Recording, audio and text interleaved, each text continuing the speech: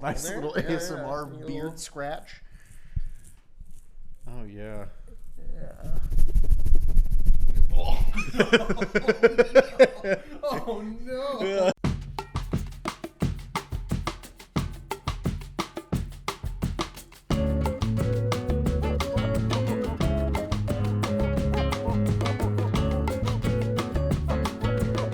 Yeah, that's quite a bit there. Check 1 2 1 2, about like this, so we can hold the mics like this. Shot still looks good, Britt. We'll see if those will probably make it in. I'll try to leave the content out of this. Quick little cut there. Yeah, Try to leave the out of this. yeah. Try to leave the tint. She's watched a couple episodes. Like she's watched them, and she's like, "Oh yeah, I love that you and Joseph did it." No, I'm not gonna keep the. We'll say the reproductive. We'll say the reproductively shaped tint. I need this clip in there, but like massive amounts of audio just muted. Oh man. Okay, you want to hold those while I do a slappy slap? All right. Sweet. Ooh. There we go. That got my dog's attention. Yeah, it did. It got my wiener's attention. We're really starting strong today. Anyway. Oh man. Oh man. Well, welcome back, Joseph. Thank you. Feels like it was just yesterday that really we were does. singing the great choruses of the Navi. How's it go, Joseph? What was it?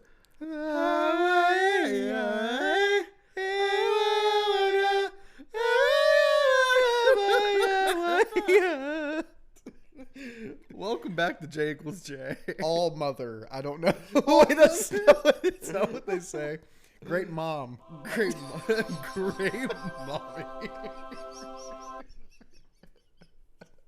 As you can see, we're at peak form today. Yep, we're on it. We just saw Avatar Fire and Ash. And honestly, great time. Okay, yeah. So I will say, before we get into spoilers, and I think I'm not going to restrain myself here. A lot to say about this movie. We can have like a 5 minutes. We'll have 5 minutes for you. That is like the general impression, and then we'll immediately we'll just say, okay, spoiler time, and go. Sorry, so your dog is going crazy just off frame. Slaughtering a toy. Go that way. Take your toy. So yeah, really, really quickly, just so we can have that initial little moment, initial thoughts and Yes. stuff. So I will say this movie, in many ways, exceeded my expectations. I thought this. Hello, this is Archie, everybody. He's been on here before. Archibald. So it exceeded my expectations. I thought this was essentially going to be Avatar: The Way of Water, but with fire. The Way of Fire. Yeah, essentially. But it's like, so, and there's some things that are like that, but. Sir. There's in some ways it is like that, but I think from everything that I was seeing about this film, I was just thinking, okay, this is going to be the same thing we saw back in 2022. Yeah. But I didn't think they were going to be able to take. Because Way of Water was amazing. I loved Way of Water. I didn't think they were going to be able to take what Way of Water did and do it more and do it almost better. But they kind of did for me. I was very surprised. Yeah.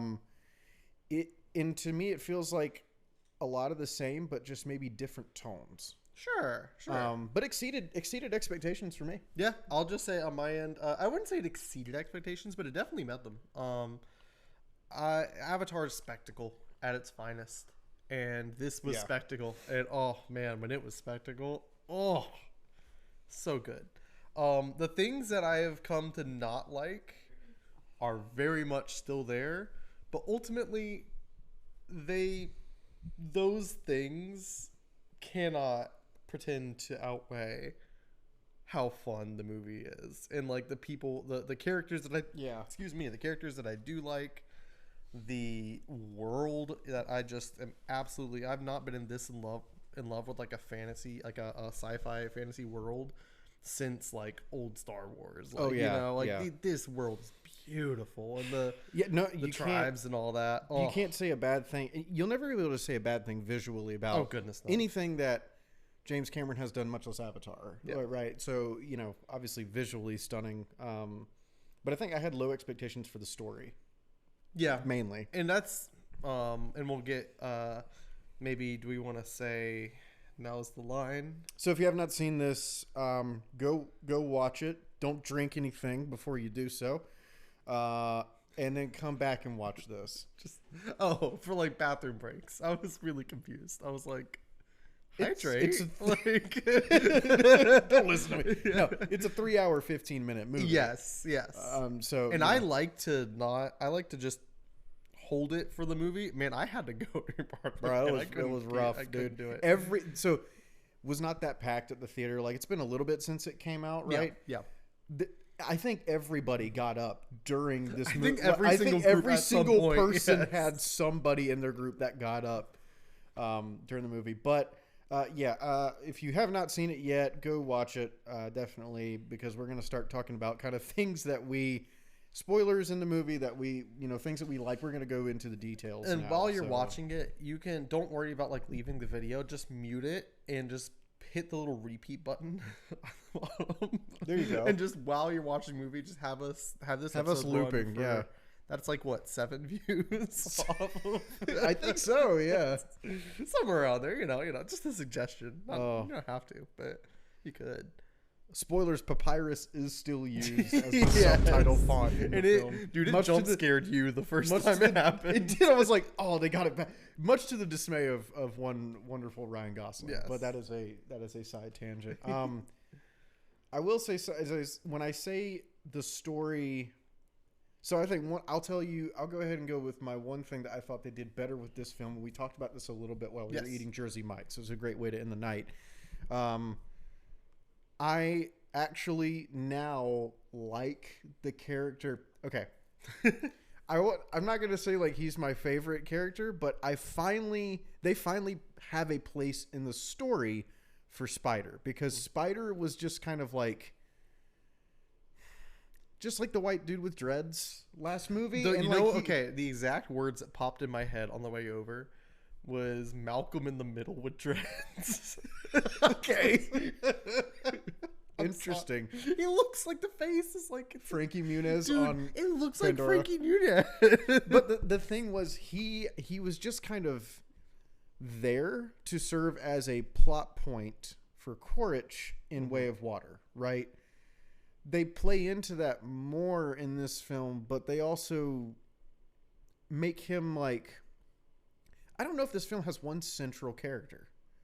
I will say, because a lot of it was about Spider, but a lot of it was about Loak, but a lot of it was about Jake and ultimately it's Sully's perspective, but it's like the family. Everybody gets like a little piece, which is great, and but Spider finally feels like useful, I guess. When like even in the first half of this movie, he is like still like, oh hey guys, time out, I need air. Like he's like kind of like a holdup. Right. But they really love him. And so, last movie, Way of Water, it kind of starts to play into some of what happens in Fire and Ash as far as his purpose. But they finally, I think, did his character right. Thank you, Archie.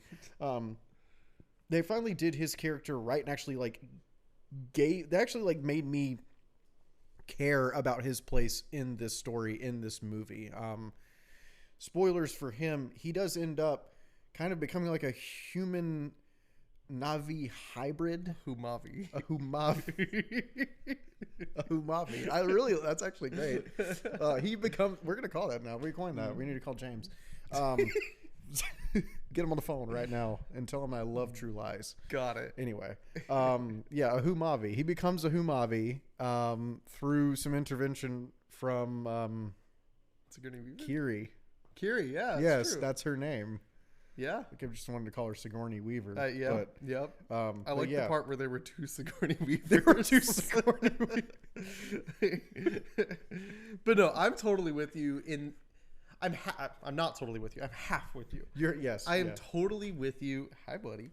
I'm totally with you that I love Spider's role in the story. I think it was a huge. I really like this thing where it's like this reoccurring central point that Sully and I will only just ever think of him as Stephen Lang. The corporal and the colonel. Yeah. I love this central thing where they're in a constant like fight to kill each other, but they constantly are having to make peace because they both care about this central person. And I think that's a really cool dynamic that is actually, I think, plays out, makes a very interesting kind of situation as the film goes on multiple times. It does. My one issue with Spider, his name is stupid. Sorry. Anyway. Yes, that's part of it. No, but my real issue is just I can't stand the guy. When he had his the scene where like he's on the verge of like being killed and all like that, good there. Like he was good in that like moment of like pure like, okay, I'm ready, I'm whatever. Yeah. Every other scene in this movie, he is annoying. He's like, I don't know, like he thinks this is a Marvel movie. And everybody else knows this is not a Marvel. Like, don't get me wrong, they quip in this movie and all that, but like he's so like when Colonel always when he says like, well, this is awkward, I think he's amazing. I think he's perfect. Quaritch is like every single line from Quaritch in this movie is gold. It works. I love There's it this so like much. natural like this is just who he is. If you hadn't shot me in the arm, like great. Towards the end of the movie, he's like, literally at the end of the, at the end of the movie, there's a big conflict, right, between Sully and Quaritch, and like Spider gets in the middle of it and ends up falling off of a rock as a human would, right? Basically, Quaritch and Jake save him together, but like just barely. Just barely. Spider before this had shot Quaritch in the arm with an arrow, and Quaritch is like hanging on to him with the shot arm and tries to against a human, and he could easily just pick him up, but he's like he can't because he's got a freaking hole in his arm. And he's literally like, pull me. Spider's like, pull me up. And he was like, well, you hadn't shot me in the arm. Right. So this dialogue, like the writing is like that, right? But when he says it, I'm like, oh, this is just this character. He's so natural, and he's so like, this is who he is, and I love him. When Spider says something, I just like the writing, I'm just like, shut up, child. The writing for every single there's nothing in my hand, by the way. Male character, he just likes skin, I guess. That's weird to say. The writing for every single male character that is like a youthful person in this film, I don't think is good. There's still a lot of, and this was the curse of Way of Water, was there's a lot of bros, and there's a lot of bro. Hey cuz. Okay, hey, to bro, be fair though, come on cuz. We do say bro a lot in that age demographic, but also it definitely happens. But it's like it feels so forced in this movie Yo, that it's like, hey, what's up, bros? What's up, bro? Yo, hey, bro, come on. Bro? Hey, cuz. Yo, all right, I do like the one Navi that's got the Gen Z lettuce haircut, or like the Gen Z like dies, by the way. yeah.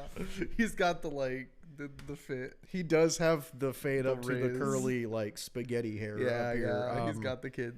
He got a perm. They do perms on Pandora. True. Turns out. Anyway, though, but I will say like. But again, you know, Spider being in the middle of this added finally some depth, because this is one thing I was worried about was, okay, this is now the third time that we've seen Quaritch and Jake beat the snot out of each other. Like, and gets better every time. It does get better every time. It's great, but it's the third time we've seen it. They end the first movie and Jake wins. Yep. Second movie, Jake also wins. Third movie, I was like, we got to have something. And that was my fear with this movie. I was like, this is same old. That's why I was saying, I thought this was just going to be Avatar: The Way of Water, but with fire. Right. Oh, they're fire this time. And literally, the funny thing is, this is a side tangent. Jake is slowly, I'm not going to say he's mastering the elements, of Pandora like the other Avatar there's series. definitely some cool. But it's like funny because he's like, oh, he's done the air. Oh, he's done water. Oh, now he's beaten fire. Right. Next, there's got to be some elements. Earth. There's got to be Earth Avatar, so that long ago the four nations lived in harmony together, and then Aang showing up would go crazy. Oh, that would be nuts. But speaking of bald people, though, the Wind Traders kind of bald. They look kind of bald. I never. I love them. Sorry, complete it's okay. aside. We will get to them next because I also love them. I never got my point about Spider. Yes, he finally adds depth to the conflict between Quaritch and Jake. Yes, because like again, I thought it was just going to be the same old thing. Archie, seriously, that's weird. Gosh, stop licking our guests. It's not the first time. No, he really likes my hand. It finally gives some depth to that because like Quaritch now really does care for this kid. Yeah. Right, and that's kind of shown at the end of Way of Water. And I like that that's been consistent, that he doesn't... There's multiple times where I was like, are they going to make this the heel turn? And he's like, nah, screw my kid, like no, whatever. They consistently like, no, even when his kid is rejecting him, he is still like, no, I am saving this child. This is mine. But the thing I like that they didn't do is several times in this movie, right? There's a couple different times in this movie where Jake and Quaritch are working together, right? Which was really cool to see. I really liked it. But I'm glad we did not have a Quaritch redemption arc. Not yet. We don't need it. It might happen. It might happen. It might happen, but we don't need it. Yeah. And the reason I say that is because that's not Quaritch. No. This dog. But on that note, I agree. Like, I don't think he needs a redemption arc. I think that what I love about him so much is that like he's staying true to who he is. Exactly. And we're seeing evolution in that. And I almost do wonder if like he's still talking about playing for the right team as like being for the humans and all that. He's a soldier. But like I almost wonder if we're gonna see a final version of him that isn't fighting for the humans and isn't fighting for the Na'vi, but is like this in this third like that becomes the kind of like the Fire Tribe are like, in like this he intercedes for both sides. Maybe not like intercedes, but almost the opposite, where like he is just like part of that wild third factor that's just his own faction that is just does what he wants. And I think that's better. Yeah, it's better that way because okay. And this is kind of like, this goes into like the whole like Darth Vader kind of thing where in Star Wars, let's say Darth Vader lives, right? At the end of Return of the Jedi, let's say he survives. He's not getting a pardon. No. This is a guy who's killed billions of people across the galaxy. It's not going to be like, oh, well, you're forgiven, Dad. Like, no, he'd probably be put on trial. Tribunals or prison for the rest of his life, right? Same goes with Quaritch. Like, not all of the Na'vi are going to go, it's all right. Well, he likes the small white guy. It's okay now. Like, there was never going to be... That's why, like, I'm glad we don't see the Quaritch redemption arc. I'm glad we see some building of his character to somebody who really didn't care if his son was going to live or die, to somebody who really saves his son twice in this film, right? And even, like, like you were saying, keeps coming back to try to connect with him even when... Spider rejects him over and over and over again. And uses him. And uses him, too. Yeah. So I'm glad we didn't have the Quaritch redemption arc, but man, Spider being there added so much more to Quaritch's character. And again, we don't really know at the end of the movie. We don't know if we've seen the last of Quaritch or not. I don't imagine we have. We definitely have. I hope you don't have a fall like that and it'd be like, oh, and he's actually dead. No, you don't. But it just, I don't know.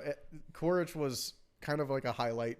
He's always a highlight of this film for me. And it's so true in this one too. He's like, better than ever. Yeah, and I'm glad like we have a lot less of the like kind of cringy Avatar commandos in like Oakley sunglasses from Way of Water.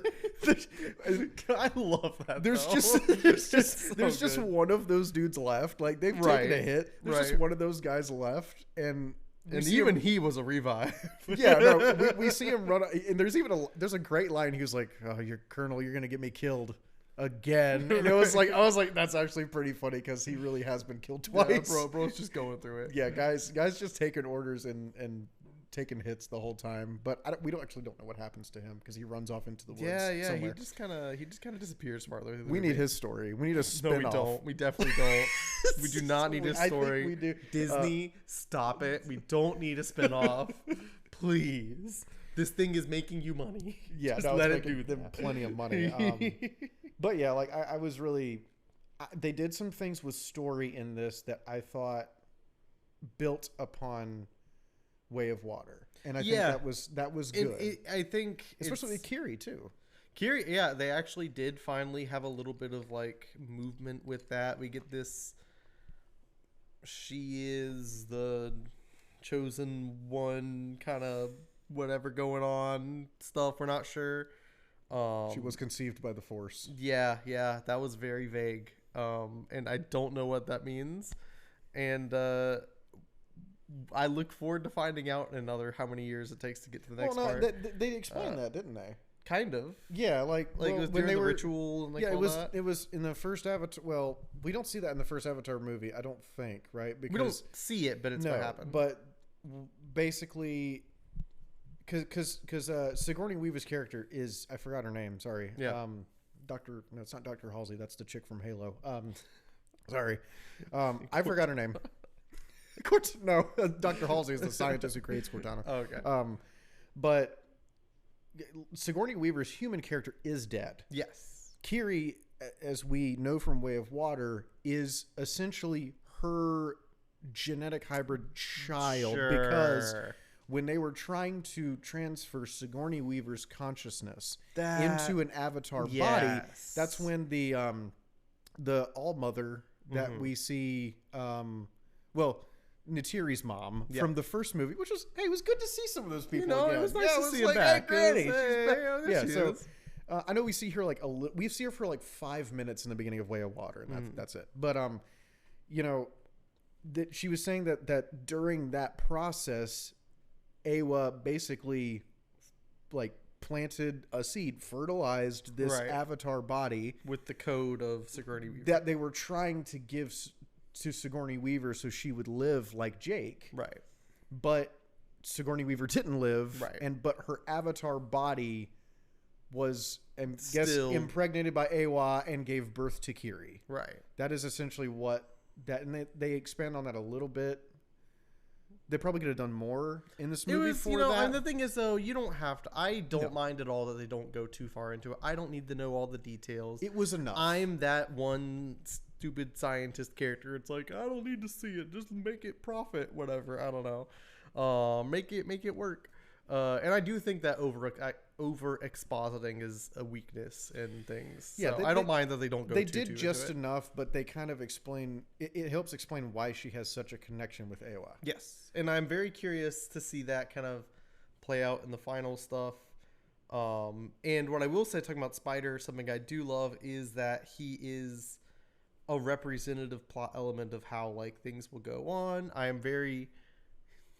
It's getting weird with them, and I do find that interesting that they're getting weird with it, with like humans being able to get some mushroom lungs and grow a tail, grow a Numi, or a Tubi, or ad free, grew a Roku on the back of his head. They called it something, and I forgot what it was like. It was called something, and I can't remember. But yeah, essentially, Kiri and Spider do share a kiss in this movie. It's very gentle. It's nice. There's no tongue. There's no Navi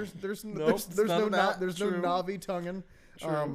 But it just it's getting very very interesting because, and I mean, like, he. What did you described it during dinner so perfectly? It's like a 10-foot blue. Let me put it this way: a 10-foot blue woman pins down, tells me I'm perfect, and gives me a kiss. Like, life's pretty good. What can I say? Let's not deep into Joseph Psyche in this movie. I literally leaned. That scene happened in the theater, and I leaned over to Joseph and went, "Yes, ma'am."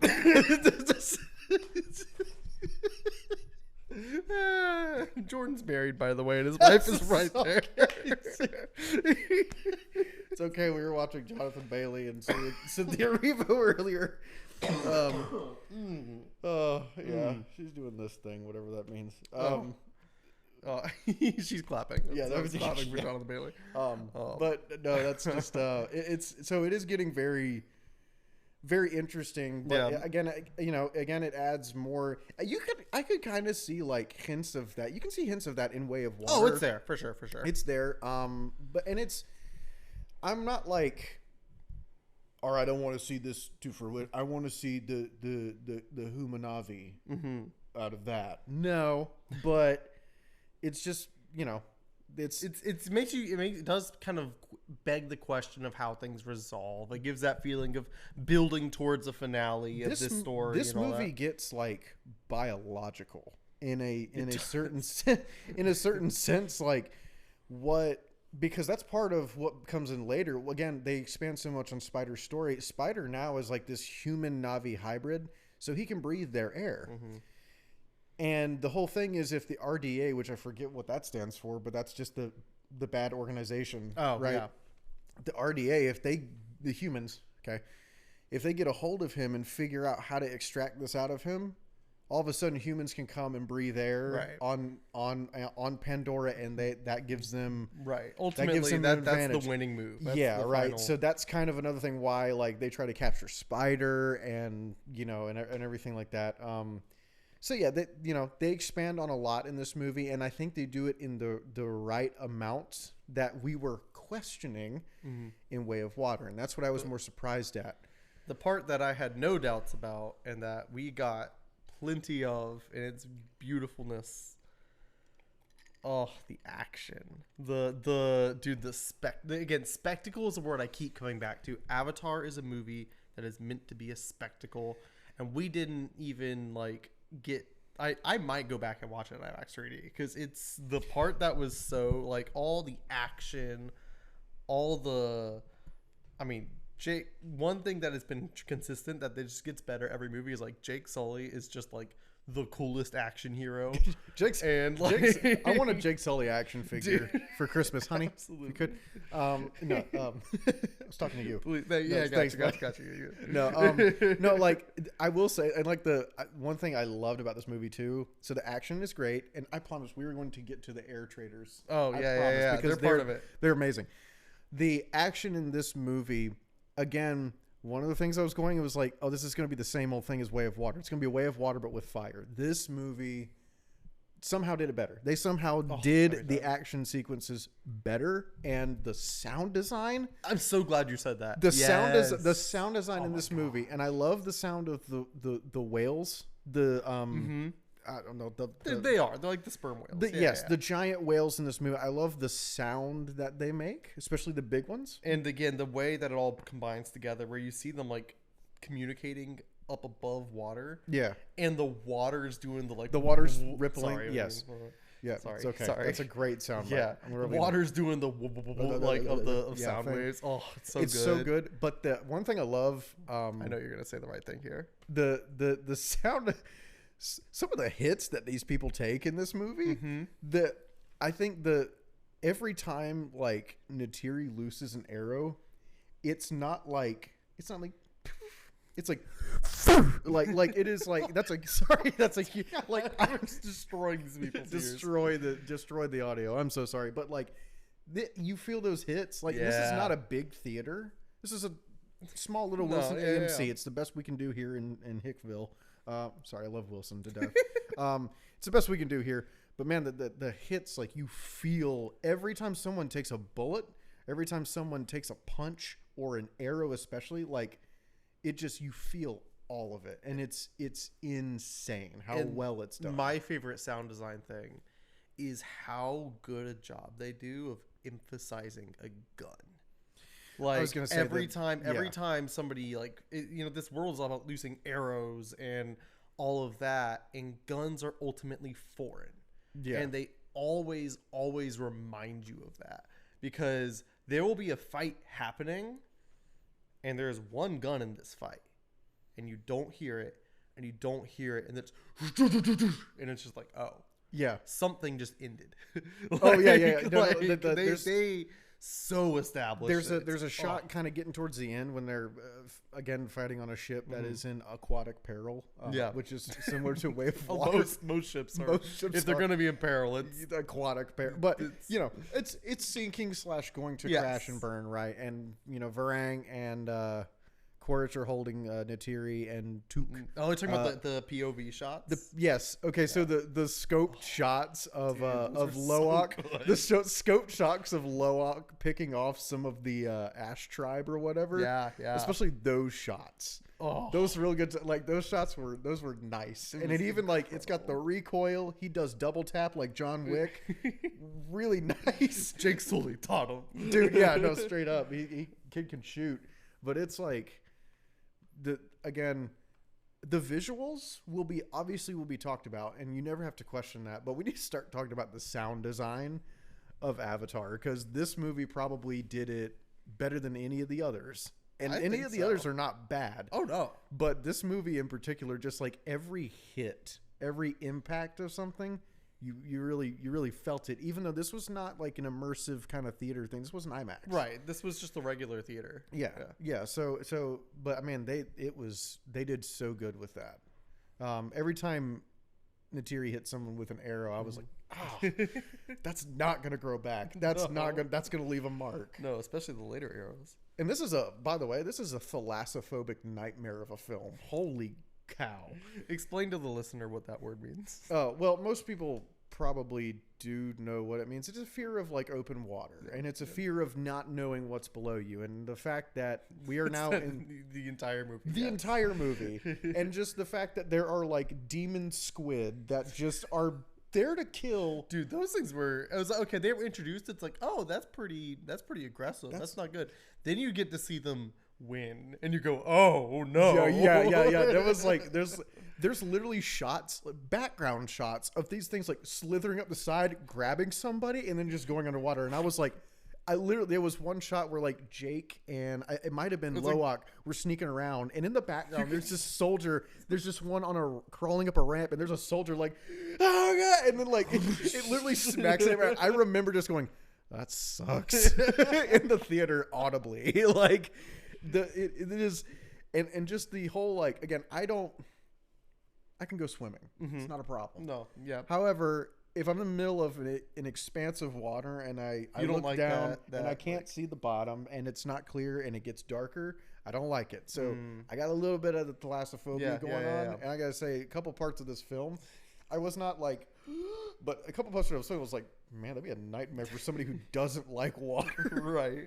Like, you thought you got clear it last time. You thought that was it, but no, we're back. I thought and it's worse. Well, that's the thing too. This film takes Way of Water, because Way of Water was like, oh, they're exploring coral reefs. They're snorkeling. Oh, okay. He meets a big whale in some deep water. No big deal, right? They're back in the reefs. It's okay. Yeah. This film is like, he's on the open ocean. He's gonna die. He's being chased by killer squid. He can't see the bottom. I think every character goes through a point where they almost drown in this film. They do. For people who adapt to water, everybody's having a hard time swimming in this film. But man, like they just, and still the underwater stuff like is just so unreal. Somehow they made faces look better in this film. Like every time, everything just still feels so real in this film. Like the air pirates. Yeah, those are my boys. Those are my boys. I know it's not Ben Kingsley, but like, I swear the main guy is actually Ben Kingsley. Pretty sure it was. I'm almost positive. Thinking back to the voice now, I guarantee if you look at the cast, maybe it is. Maybe I'm right. I don't think I'm right, but maybe it actually is. I'm pretty sure you're right. Because he sure made me think of him, and I love him. I love their just, and this is a really tie-in to talk about, again, the fact that we all know it's going to be visually perfect. Yeah. Not even the action scenes, just the world. That's the thing I love about Avatar is the world and how, like, you just look at it and just go, yeah. We got to see Pandoran trade economy here in this film. And I love that. I'm all about that immersive side of it, the world building, the feeling of just like, oh, I could live here and it's a real place. And yeah. I adore that side of it. And it's funny because I think that it's such a testament to how, like, if you truly make something with intent and craft and beauty in mind, there's so much about Avatar that like I'm trained to think is a sign of something that I won't really like. It's like this overly colorful, saturated world, which to me just has become such a like quick cue in my head of like, oh, this is some like slap bang CGI, like, oh, Marvel superpowers, whatever. But Pandora is so beautiful, and even the parts that are just like a flood of colors, it's like, oh my god, this looks awesome. This is so cool. Yeah, no, it keeps bringing you back. Right. And that's like it's just the fact that it's always beautiful. Yeah, is so impressive 100%. To me. And even like it's like bigger too. Mm-hmm. Like there were shots, these massive shots of just canyon walls that like thousands of feet high, and you're like how much bigger can this planet get? Like you think you've seen enough. Like the first movie you're like, oh, it's a big freaking tree, right? And then the second movie you're like, that's a big freaking fish, and then this movie you're like, everything's freaking huge. Everybody's huge. Great. And just again, everything is so big and so real. And again, it was like, really quick question, do we know what the skull, talking about the different areas, the Ash tribe has its own ashy, fiery area, of course. Yeah. But do we know what the skulls were of? Because they have these like skulls. And this is something look super cool. The Ash tribe is very like, it's well, okay, it's very like pagan compared to the rest of this film. It definitely goes for that like Aztec pagan. Aztec pagan, very like kind of like Varang is essentially a witch, mm-hmm. right? Like so it's very dark. Everything's just very heavy.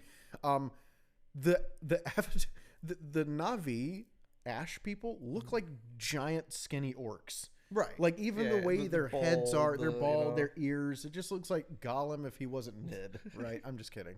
I love Gollum.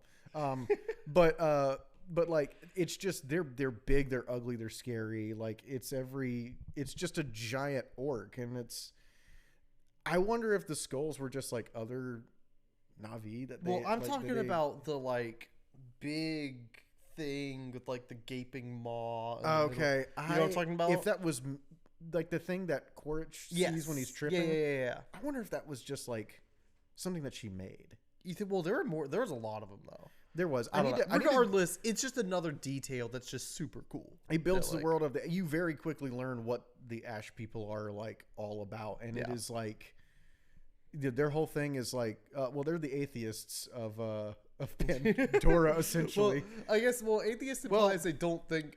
No, they're not the atheists. They're just they're the anti-theists.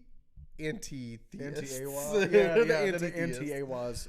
They very much think like, AWA's not going to help you. There is no AWA here, right? Where's your AWA? They're the Nietzsche. We will kill God.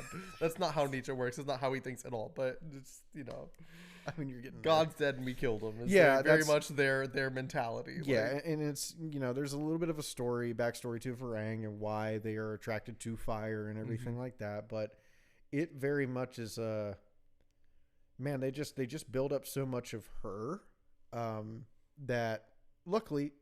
She's not dead. No. So we might get to see. She's still hooked up. Yeah, we might get to see more of her, which is exciting because again, like she's a good character. They just keep playing her like a cheap bad guy. Well, it's funny because I also think she's good just because she gives Neytiri somebody to be like always be at odds with. Where like Neytiri, it's like she's got to kind of like pick her target in the other movies. It's like, you are doing this to my family, so I don't like you. Whereas now it's just like she can just hate this person whenever she wants to. Oh yeah, it's great. Yeah, because we love Neytiri hating somebody. This is can we be clear? It's literally like bad Neytiri is what she is. Yeah. And I think that's an intentional.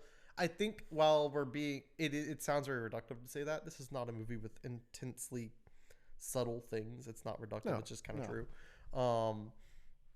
I think there's an intentionality to Quaritch having a partner in his life, and I think there's going to be an intentionality of like him. I wouldn't even be surprised if in the next movie he has a family. You know what I mean? Like, I wouldn't be surprised if there's a kid or two involved. And it becomes this thing where it's like family and family. Well, and after one of those scenes again. Exactly. But like, that's my point though, is I almost see there's such a focus on connection in the series. Yep. You know, family, but then even just every character has like a relationship that they're in. Every character, it's all about how you're connecting with the other people or with the world around you or whatever. And I think it's his turn to kind of have some of that for him as well. So I think that's intentional. That's just building more to Quaritch's character. Having two sides. Yeah, very, very two sides. And then after all, Varang does have her very reproductive witch tint. True. Don't know how else to say that. It's that true. one. Yep. That's the tent. You know what I mean? There was not a person in the theater that saw that tent and went, that's not what that looks like. Yeah, I'm not sure if we would like. I was gonna say we should put a shot of it up, but like I don't want to get banned by we might have YouTube, to censor it. Like yeah. We don't have enough to be monetized. We don't want to get demonetized already. That would suck. Getting demonetized before we even monetized. Yeah, that would be tough. They showed Varang's tent. We can't see that. Yes, it's very with intent, fertile in shape. Yes. As is she. Anyway, moving on. So anyway, Quaritch seemed to think so. Yes, he did. That's fair. There's a post-love scene in this film. Yeah. We don't get to see any. And my favorite thing about Quaritch is how utterly happy he is at any point.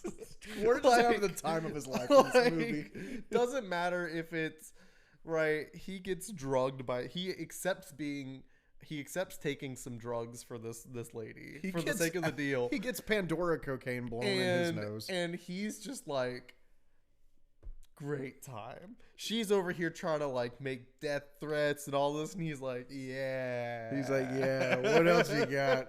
Literally, he calls her baby. At one point in the film, he's like, let's go, baby. And I was like, this guy. Dude's having the time of his life, dude. Good for him. Good for this guy. This dude, absolute. Quaritch is golden, dude. I pray they never kill him.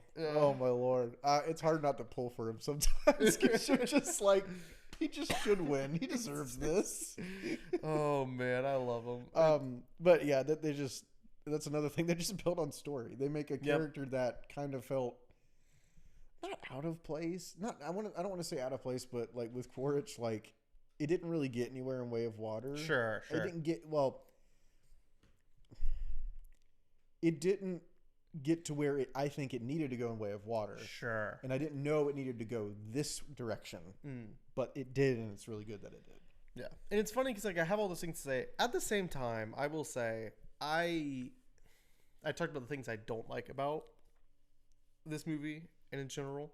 And I understand this movie does not need to be a brilliantly subtle epic with these tiny little details and all whatever. Sometimes the writing in this movie is just like, okay, sure. Yeah. It's like, I love Neytiri, right? But like, are we really going to be acting like this was some brilliant arc for her where it's like, wow, she's still even more racist. Like, that's her. That's a racist. Yeah. Man, I hope she doesn't become more of a racist by the end of the movie. Yeah, maybe she'll get better about racism. Hey, she's a little bit better about, and she got better about racism. She did. Hey, it's a full arc for her, and that was also a weird moment for me. Like, I got why they did it, and I liked it for the actual scene that happened. But like, I don't know. I felt like Jake feeling like he had to kill Spider kind of came out of nowhere.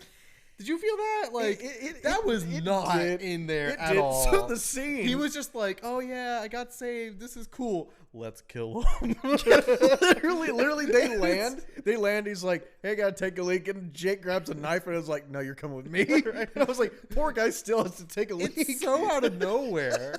That Neytiri is like, bro, wait, what? Like, whoa. I didn't. We had time to think about this. You don't have to let him take a leak first. He's like, I'm the racist. This is my job. This is my job. And then it's so, yeah, that was interesting. But I like the scene that came from it, so I can't be too mad. It but was the lead up was a weird. good scene, but like it should have. We needed better lead up to that. I don't know, but it wouldn't have been any better if it was Natiri, because that would have hurt. Oh, no, for sure. The fact that Spider lived until the end of the film was because most of the time Natiri and Natiri and Spider. My dog is dreaming about something. Is that what that is? That's not Brittany. No, I was. But the fact that Spider is alive is because most of the movie, Natiri and Spider are not in the same room. Yes, they're not in the living room. I mean, together. they kind of. Am I crazy? Did they kind of imply that she hid his spare mask in that one scene, or was it just that they couldn't find it? I think she just was like, "Oh no, you can't find the mask that helps him breathe and live." Right. Oh, that's unfortunate. Anyway, I'm gonna go fold laundry. I'm gonna go fold our thongs that we wear, because that's all we wear. We don't have much to fold here. It's kind of crazy that the fire tribe lady is like the most modest woman in the entire. I was gonna say she actually was decently dressed. The BDSM clothes really like more. Got more than anybody else in here. It's crazy, especially in that tent. It was impressive. Oh man! Excuse me. I'm not sick, but I keep coughing. I promise. There were a lot of hooks in that tent. Oh man! But no, oh, gosh. Genuinely, my point to go back earlier though is that like the writing is just absurdly hit you over the head, kind of simple. Yeah. And sometimes the biggest thing to me, like that was one part. The other part that just was like, really? Did we? No, I'm not going to ask, did we need this? The answer is no, we didn't need this. No. Why is the whaler back? Yeah, so I was going to say, now I have to give the man props on his resiliency, because the last we saw of him, he had a piece of rebar take off his arm, and he's flung back into the ocean. He should be He's dead. Back. He's somehow back. He's a normal human. Yeah, and like even the Jermaine Clement scientist and character should also be dead. He should not be here. And you got to understand, I love Jermaine to death.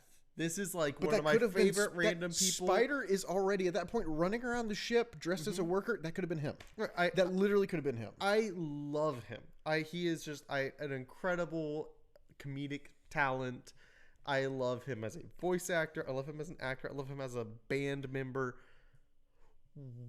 We did not need 2 movies of this character. We didn't need 1 movie of his character. We didn't need the whaler. And by the way, you can tell he's unimportant, because once his assigned role is done, you literally never see from him again, and you have no idea what happens to him. Gone. He runs off in his cargo shorts and New Balance, and he's gone. Right? We don't know if he dies. We don't know if he gets arrested. We don't know they're like, oh yeah, you fulfilled your plot point. Leave now. Because literally the ship that he's on is sucked up into a religious Awa vortex. Yeah. Which they didn't explain that either. No, it was magnetic though. But it was cool. It was really cool. But they just didn't explain where it came from. It's just in the first shot of the movie. It was the whale. They were swimming in a circle really fast. No, I think it has something to do with the Awa Mother Water Tree. Oh, something like that. The Great Barrier Awa Reef. I think it has something to do with that and the energy that it creates. Right. But they never say that in the film. So, like, one of the first shots is also, he doesn't get sucked up there because he's all the way back in the home base. That's where remember? That's where that all happened. Oh, yeah. Yeah, so no, he's fine. He's hiding somewhere in his cargo shorts. Right, he's doing his thing. But, okay, yeah, but they still don't explain the giant magnetic vortex. They're probably like, they're just like, hey, metal is not good there. Don't go in We need a neutral zone. We do. Yeah, this is home base. This is like if they're playing freeze tag, they can just go in there and they'd be fine. Why did they not all just go in there? Well, that's probably not big enough. Anyway, I was gonna say it's a lot of people that squeeze in there. But anyway, yeah. So I will say one thing. Sometimes the writing is, it's a little rough in Avatar, right? But one thing that threw me off. So there's like and I will reference this. There's a part in the beginning of Last Jedi, okay, where Poe Dameron is trying to talk to Hux. Yes. And he's like, is Hux there? Is Hux? Okay, I'll hold. It's like, okay, interesting. Mm-hmm. Do they hold in... Do they hold in this universe? Do they have like it's 21st century phone humor, right? That Poe Dameron is doing in a Star Wars movie. It's like, okay, that feels a little out of place. Also, the fact that like the air traders are literally like, "Hard to starboard, you scallywags." That's like, exactly how they should sound. Hold on. Do they know? Because I was like, wow, this is so cool. He just said hard to port. Okay, do they know? To be fair, it is translating to human for us. I was gonna say, and I think that's what that is, because it's like, obviously, if like you're watching a movie that takes place in France in the 1600s, like, you know, something like the Three Musketeers, like for some. Those people are speaking. I know the Three Musketeers is not a real story, but like, I mean, it's a real story. I mean, there were at least three Musketeers at one time. No, well, I'm saying, when you say it's not a real story, it sounds like nobody ever wrote the Three Musketeers. No, but what I'm saying is, like, if you're watching something like, you know, you've seen like the shows and the movies, they would be speaking French. They wouldn't be talking English. Yes. Right. So it's translated to English for us so that we can understand it. So. Yeah.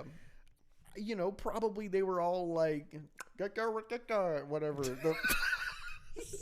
The French? Oh, Navi.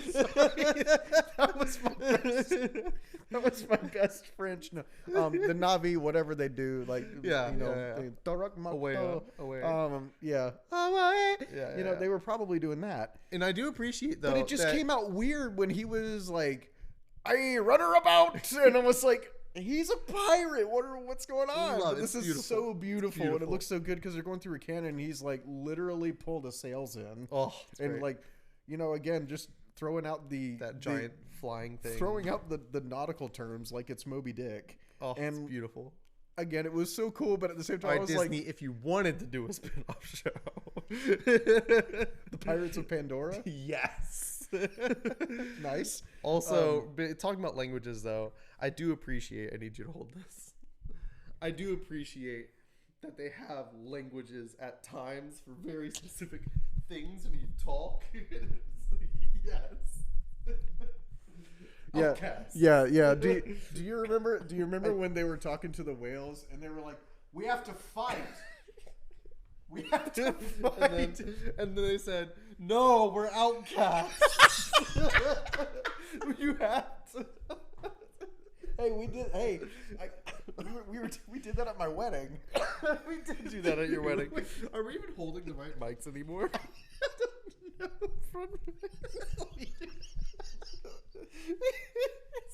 Hold on. All right, we're good now. We'll never know. We'll watch this in post and watch if the mic gets switched. Oh man! Wait, you know how we can solve this? Oh. I'll put a J on my mic, and we'll put a J on your mic, and but you have to put both J's on so that we can't tell which J is which one it is. Oh man! Yeah, the hand signals were great. Like, literally, I was like, "She's not calling for war. She told him to steal second, and that's what that is." Oh man.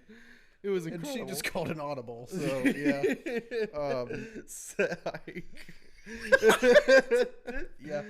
Oh, man. But I did, as much as we were poking at it here, I did like that they had that consistently be a thing. Also, like, too, the whales can't. I guess the whales could see that well enough. I mean, they have big eyes, but they're like, they are very much out of the water. Like this, so their eye is here, and somebody is like in the corner, like that. It's right. Like, they're probably barely seeing what that is, and then just going in the water, making the water vibrate, and they're like, he said yes.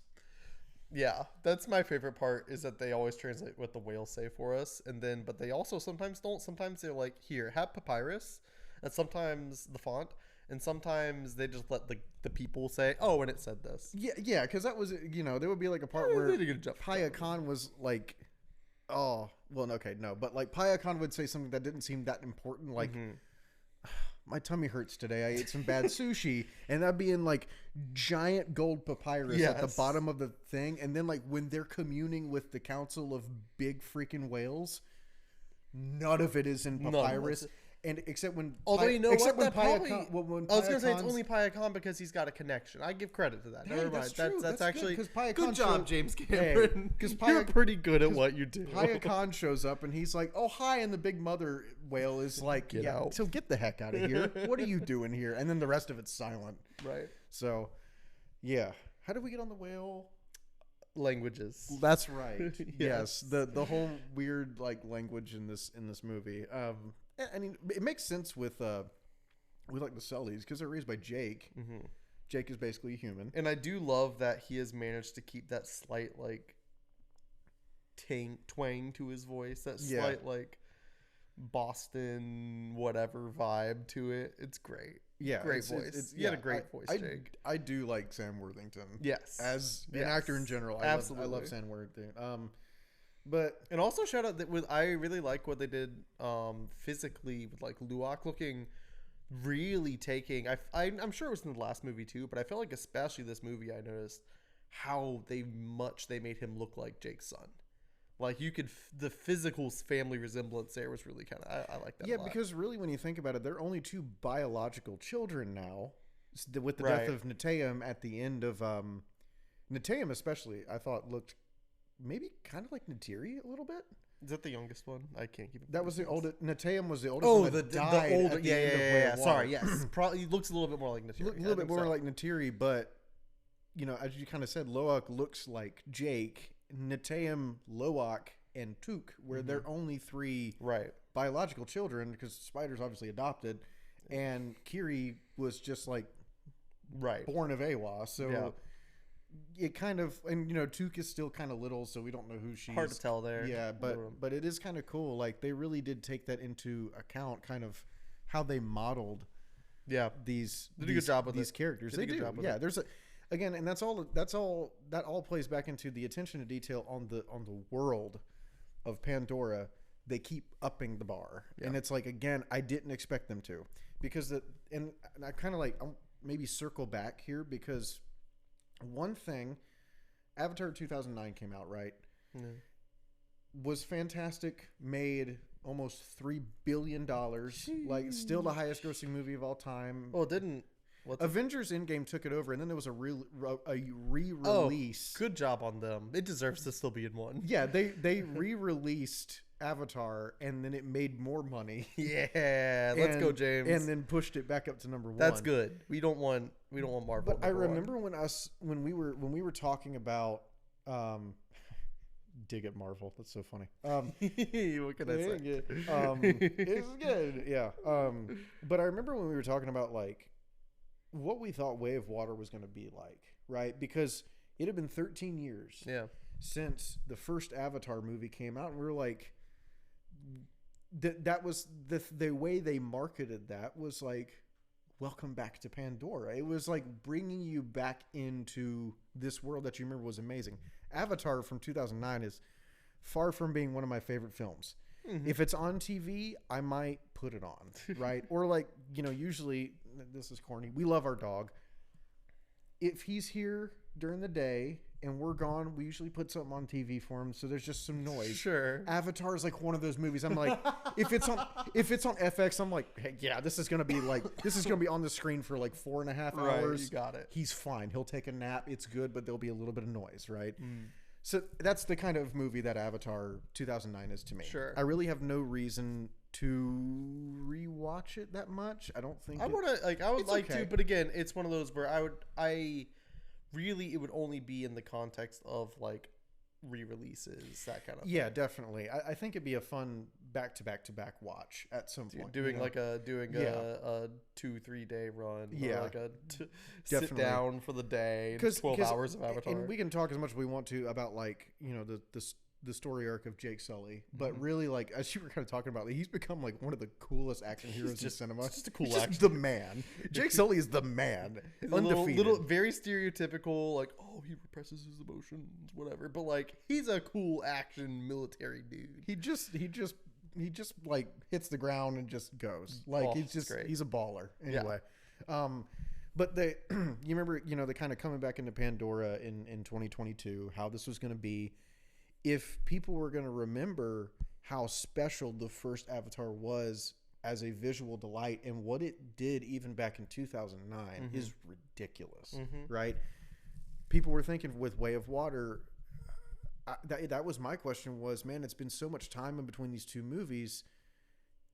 Is this gonna hurt it? And no, it didn't. No, because it became the third highest grossing movie of all time. So James Cameron made almost, he made upwards of $5 billion between two movies, right? We're just a couple years later, and this one's already crossed $1 billion, right? Yes. So we're in not even a monetary thing, but this was my going back to like what I said. I thought this to me looked like it was just going to be Way of Water, but with fire, was because we got reintroduced to Pandora 2-3 years ago, and I'm not saying they should have waited a decade to do this film. But to your point, I think the original intent was that these were going to be one movie, and they ended up getting split. But it almost works because the time elapsed between the first one and the second one. We don't know how Avatar, Pandora Na'vi children mature. Sure. So I think it's hinted at that Neteyam was like an older teenager, and Loak is probably like 14.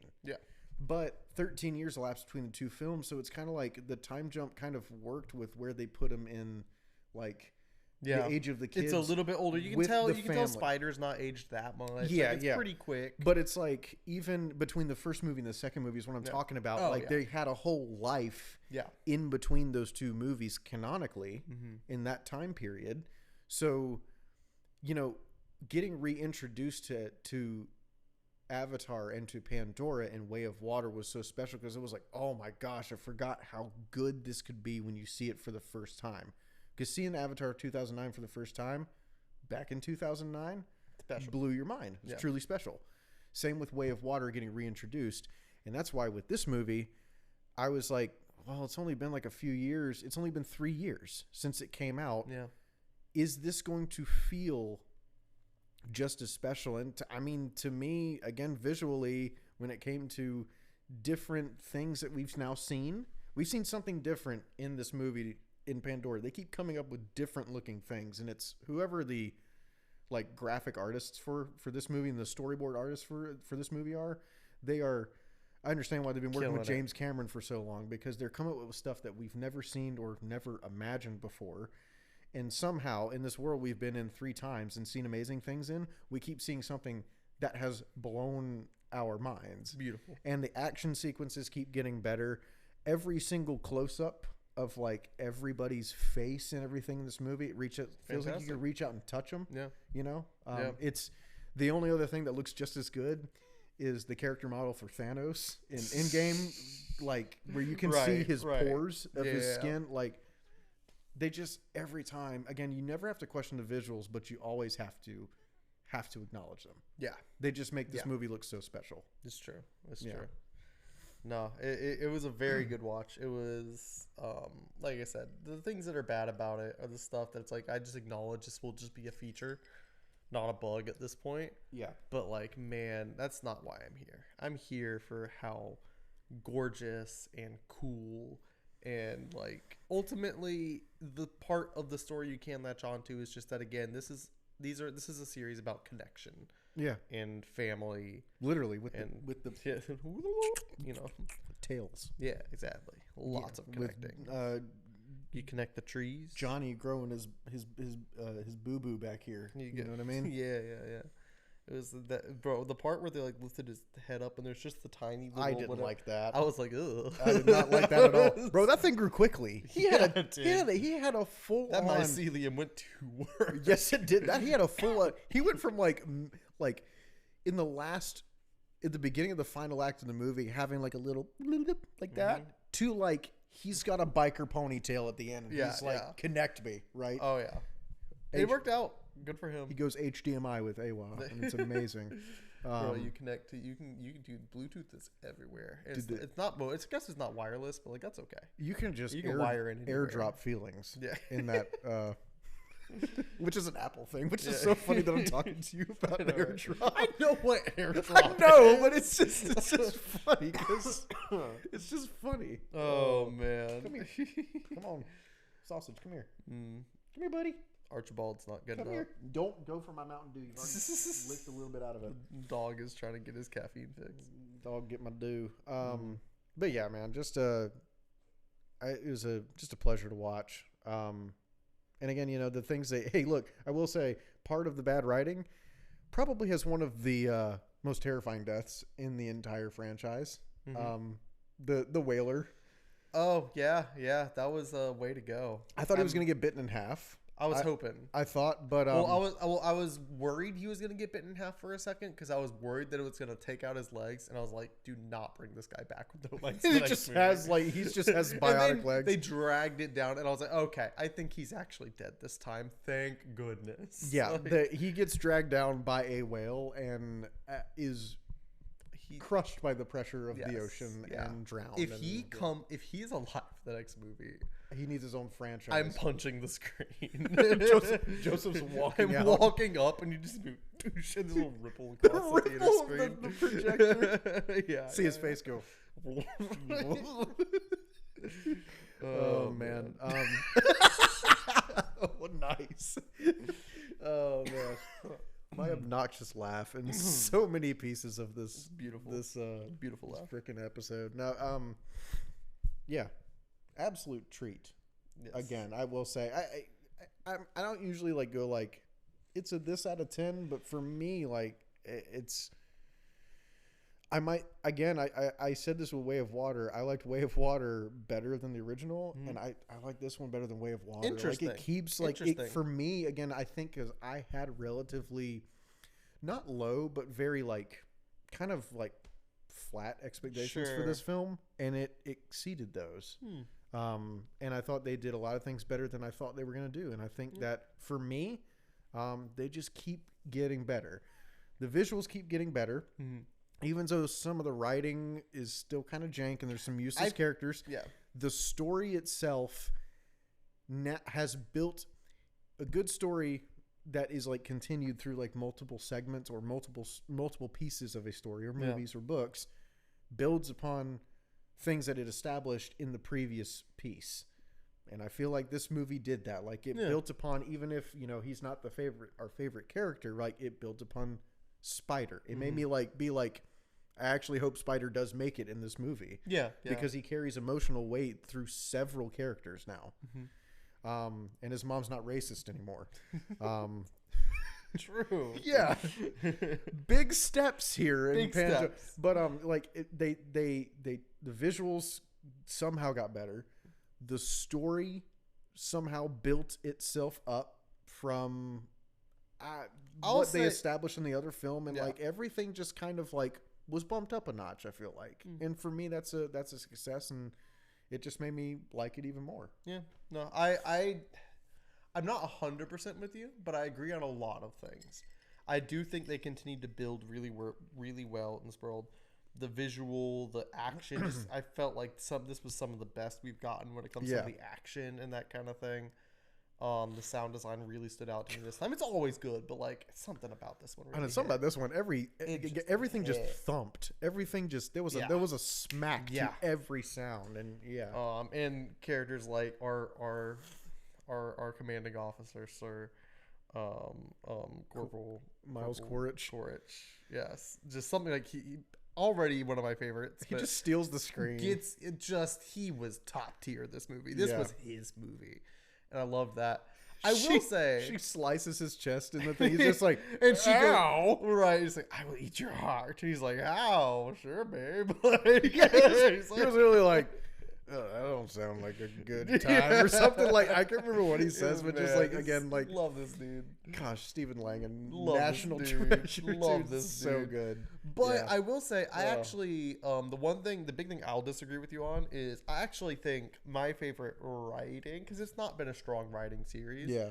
But I think Way of Water, was kind of the strongest writing of the series, because it was a little bit more, it was so focused on Sully and his family and that sense of it's where we get the Sully strong together, like the family being a one unit coming in, and like the whole dynamic there. I really like that a lot, and I think that I'll level with you there. I think that was the kind of, they upgraded on their storytelling chops from the first movie, and then this one I felt like kind of leveled out. There are just some big lows in this one from a writing perspective.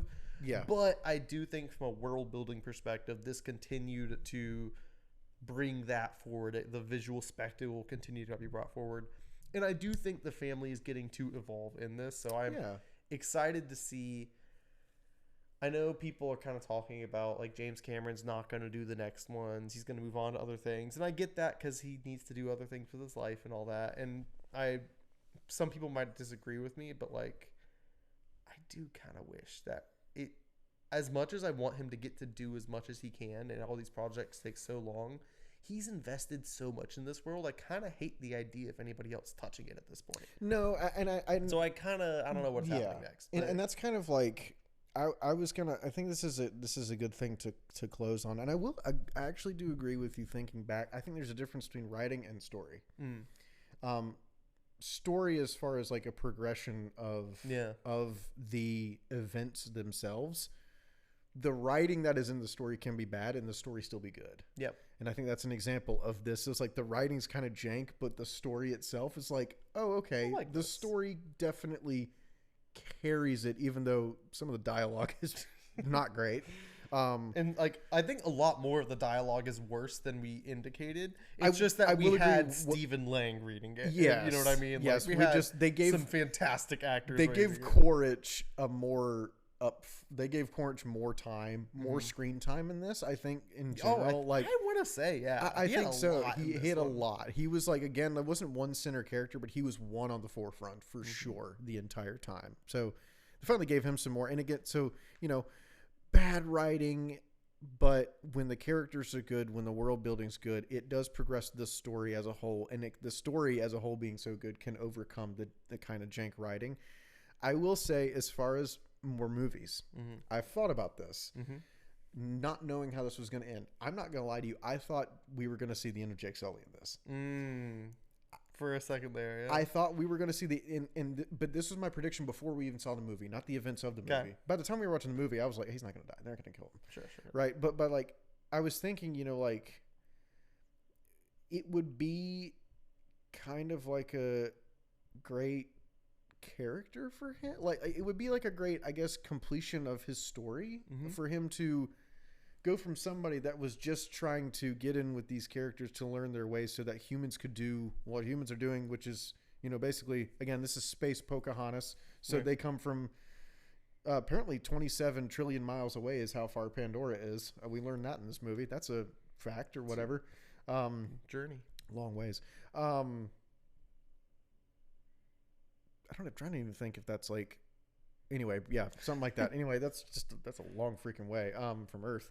But yeah, like, I thought him dying in this would have held some purpose, as in, like, because a lot of this movie is narrated by Loak. Yeah. My father did this. My father did that. My father was this. And I was like, is he going to be carrying the Sully legacy now? Obituary moment? Yeah, and I do think that there's a big setup for him to kind of take the mantle.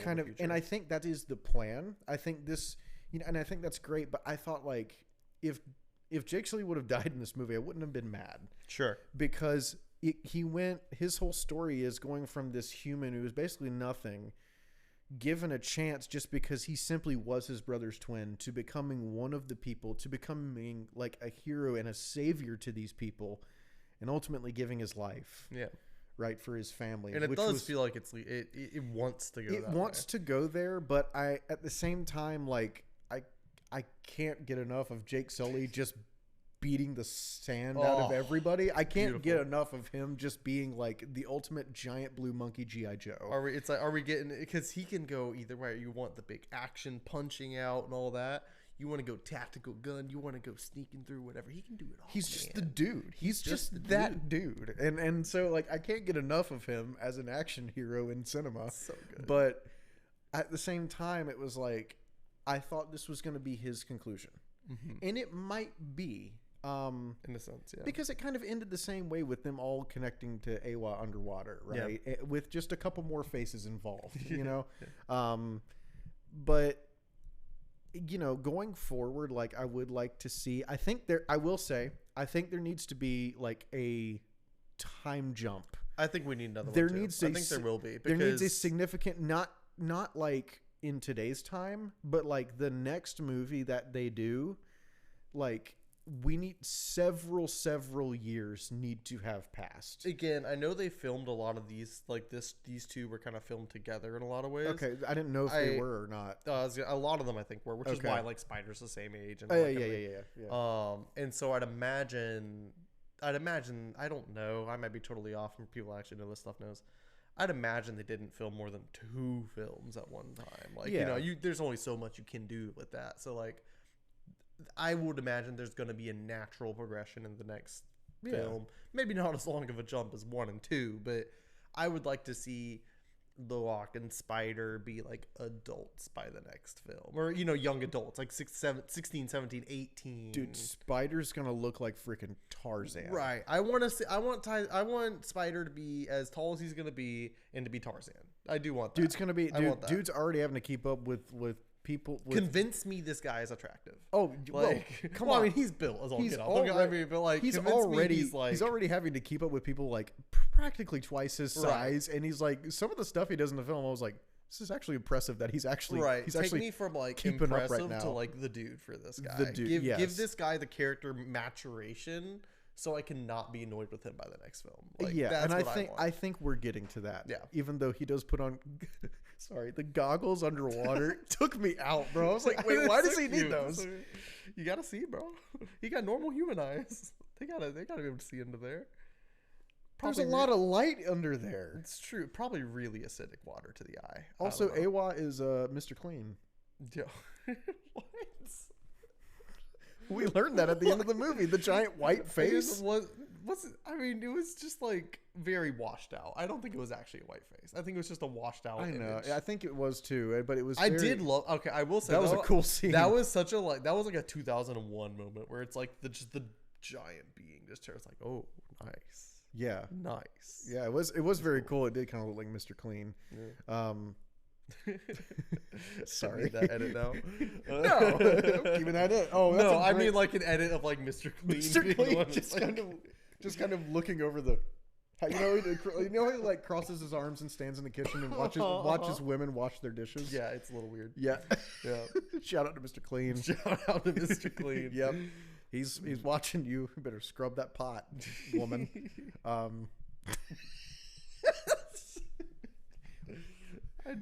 I'm just gonna not condone whatever happened. No, there. That's fine.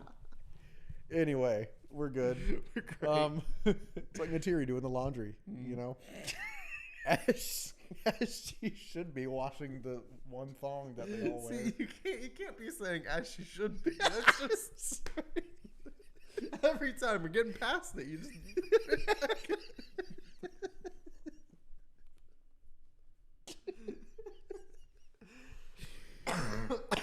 Oh man. Oh, we're having a great time tonight. Yeah, no, it's this is a fun episode. I love a really fun episode. But yeah, I think I don't think we need to move past the Sullys. No. But I think like at this point, if Quaritch comes back and still tries to be like, Jake, I'm still trying to kill you, at that point I'd be like, we've done this for 3 movies now. We need to move on. Right? I would like to see an evolution for sure. There needs to be a big change in the next movie. And look, we know the visuals are going to be good.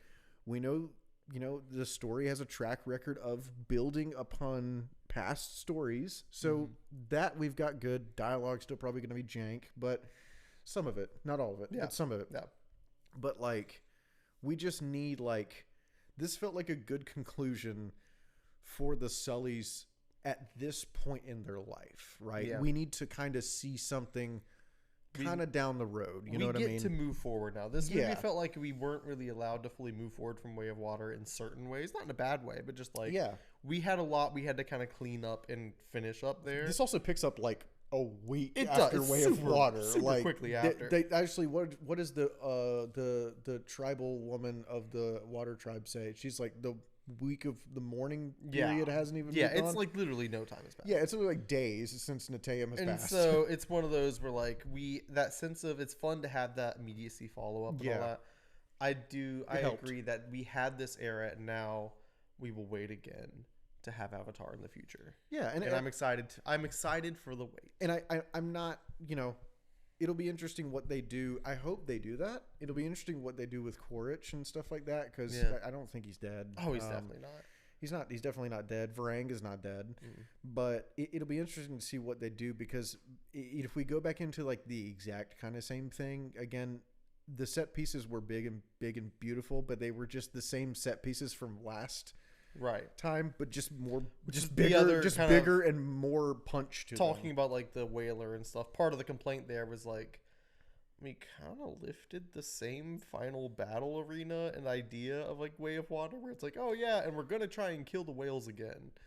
Final conflict, go. And I was like, could have found something else, but hey, the whales are fighting back this time. I'm not complaining. We have more than one whale doing the work, right? So now I'm excited to like see what new areas we can go to. I mean, and there's a future to look forward to for Avatar again.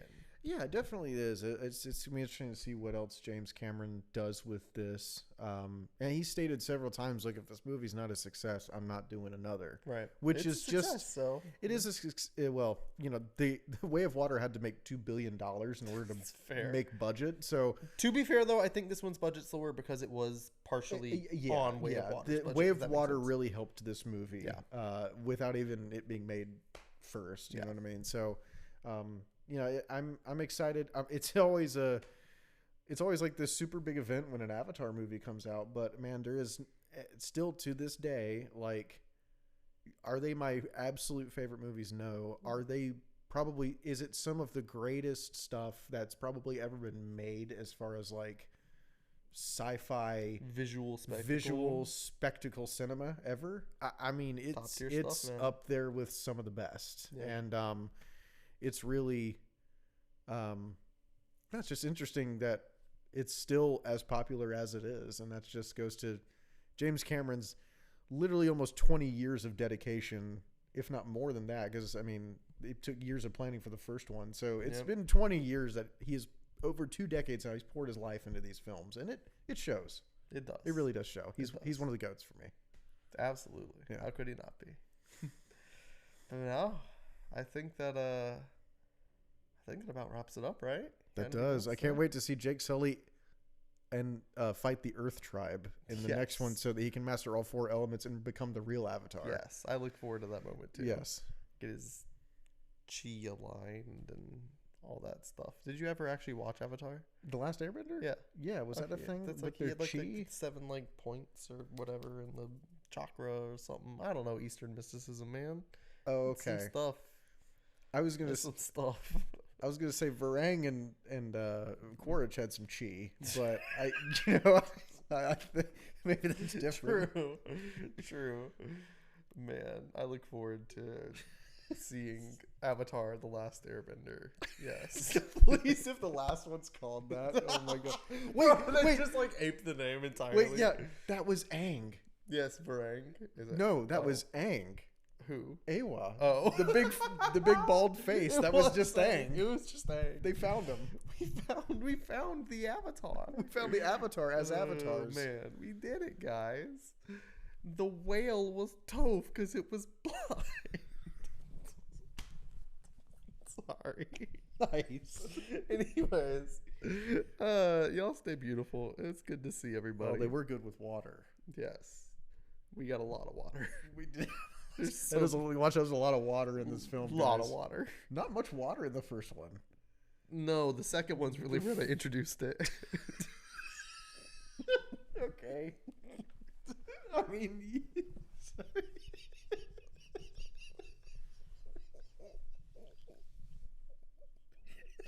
really?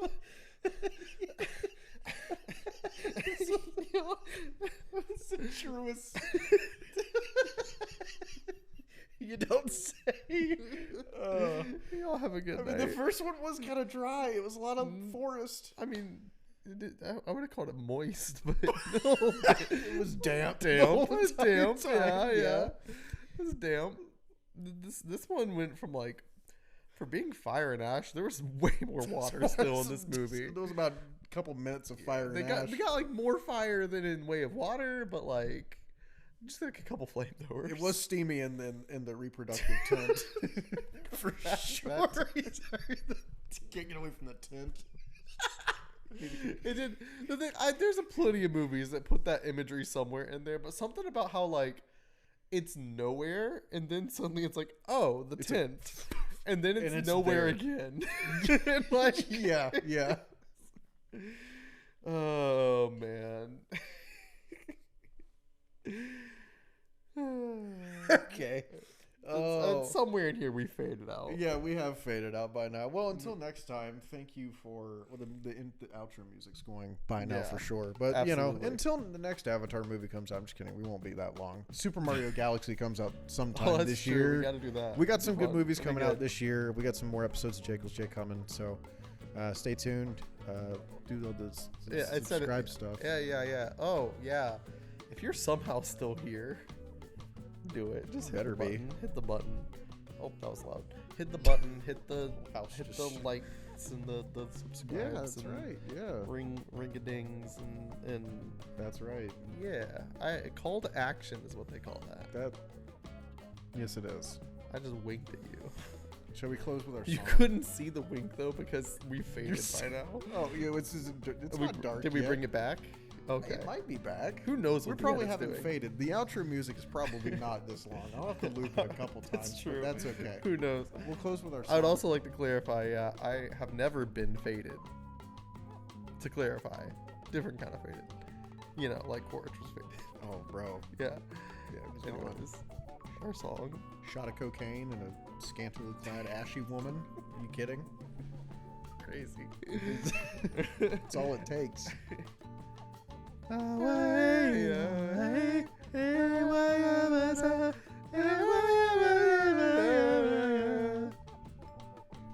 See ya.